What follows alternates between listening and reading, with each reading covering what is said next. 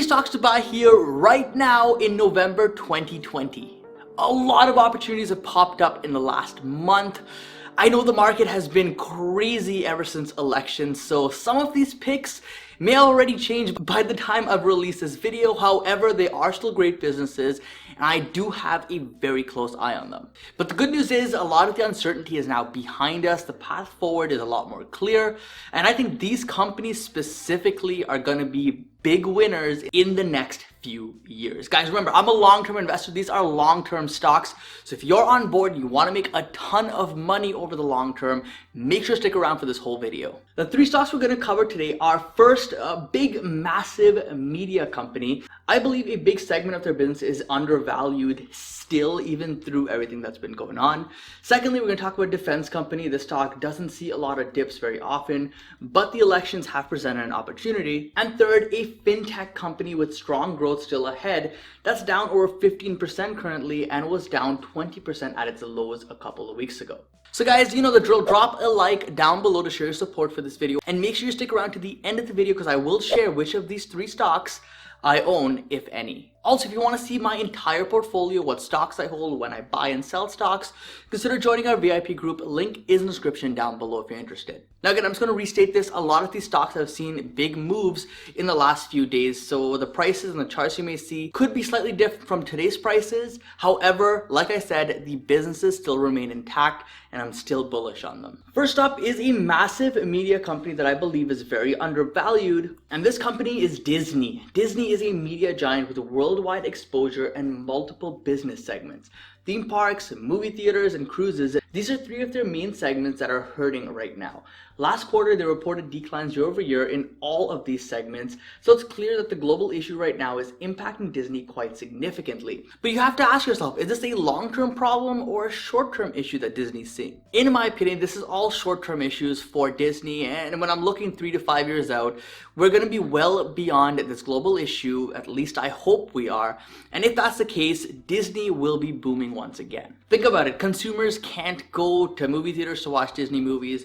Consumers aren't able to go on Disney cruises, they aren't able to go to Disneyland. Some of these things may have opened up in recent months, but people just generally don't feel safe, so it's preventing a huge portion of the population from actually going out there and enjoying Disney. But despite all the bad news so far through all of this, there has been one bright spot for the company.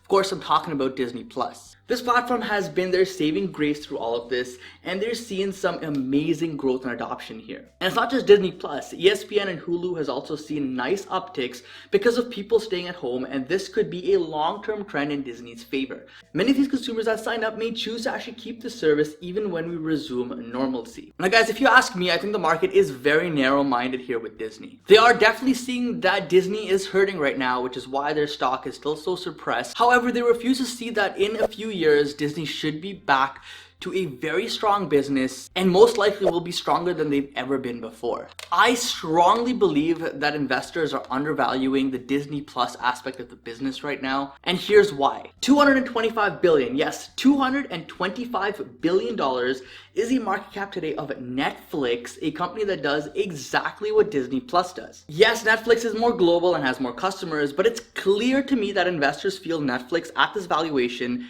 is reasonable. $228 billion, this is the market cap of Disney today, which is in line with Netflix's market cap, but Disney has so many more business segments to it that generate them a ton of money. So if you tell me Netflix is valued at $225 billion and it makes sense, and you tell me that Disney is also valued around that amount and it makes sense, I disagree, because I think that Disney has a lot more going for it. Disney is clearly the number 2 player here after Netflix, and I think they're well ahead of like Apple TV and Amazon Prime. So yeah, they should deserve some credit for this, and the market is just not giving them that right now. Even if Disney Plus was only valued at, say, $50 billion, which is a fraction of Netflix's valuation, I think it's worth more than that. Then you're telling me that the rest of Disney's business is worth like around $150 billion?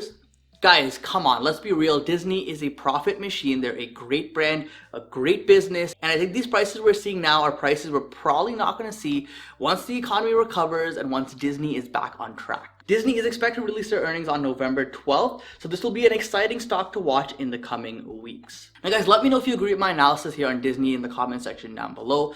But either way, let's move on to our second pick. So number 2, we have a defense company that is on a dip, something you don't see too often with them. Lockheed Martin, an aerospace and defense company, is one we haven't discussed in a long time, and it's because it's been a fairly high flyer in recent years. Here we can see the weekly chart. By the way, if you're wondering, I am using TradingView here for this chart. Link in the description down below if you want to check them out. But it shows us how the stock has been pretty much up and away in the last few years.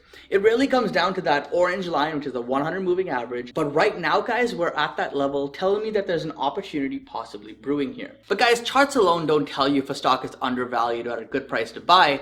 We have to look at the fundamentals. Based on analyst projections, they're slated to pull in a PE of under 15 next year, which is generally quite cheap for any growing business. Even with everything going on in the aerospace world, Lockheed Martin is pushing growth, which is quite impressive, and is slated for growth next year as well.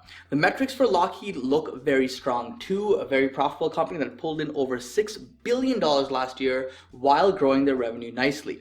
Combine this with the fact that they've aggressively been buying back their shares, tells me that they believe their stock is cheap and undervalued, if you will, and they're returning value back to shareholders by taking shares off the market. Now I know Lockheed Martin is kind of a controversial pick and some people choose not to invest in this industry, and I totally get that. However, I'm just here to present information for you guys, and I want to open your mind up to the fundamentals of the business. From what I see, the financials look strong, the growth is still there, the profits keep rolling in, and this just looks like an all-round solid business. Now I know that other stocks in this sector like Boeing and Raytheon Technologies are also hurting. But when you compare the charts here of, Lockheed, Boeing, and Raytheon, we see just how strong Lockheed Martin has held up, and that's a sign of a very good sound and a stable business. Looking forward, I think regardless of who officially wins this election, Lockheed Martin is a winner of a company, and their stock at this rate should be worth much more in the future. Our third pick is a fintech giant with strong growth ahead. It's been doing phenomenal so far, but the market has punished it a little bit in recent weeks, and it did dip down 20% at its lows. MasterCard, the fintech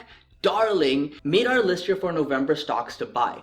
Now I've created videos covering Visa before, I love Visa, but I haven't really talked much about MasterCard, so I'm going to use this opportunity to do so. MasterCard most recently announced an earnings miss, which was their first one in years, literally, and it was a double miss where they didn't beat on EPS or on revenue. What caught my attention wasn't so much the miss, but the declines in revenue year over year, seeing double-digit dips here. But really guys, this was expected. How can you logically expect a business that relies on consumers going out there and spending money to actually thrive during these times? Yes, I get that online shopping has been strong. However, there's a huge part of the economy that just can't operate right now. Sporting events, concerts, in-person experiences, bars, clubs.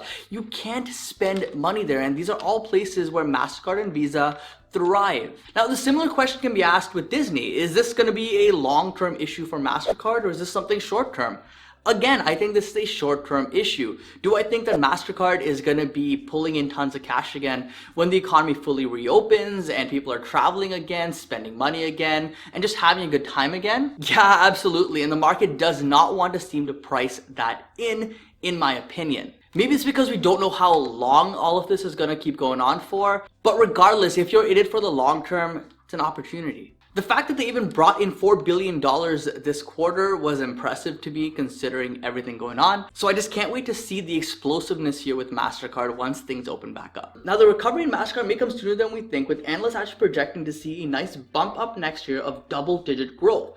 This expected revenue next year of over $18 billion will be a record for the company if they achieve it, so it's clear to me at least that this is a temporary blip in MasterCard.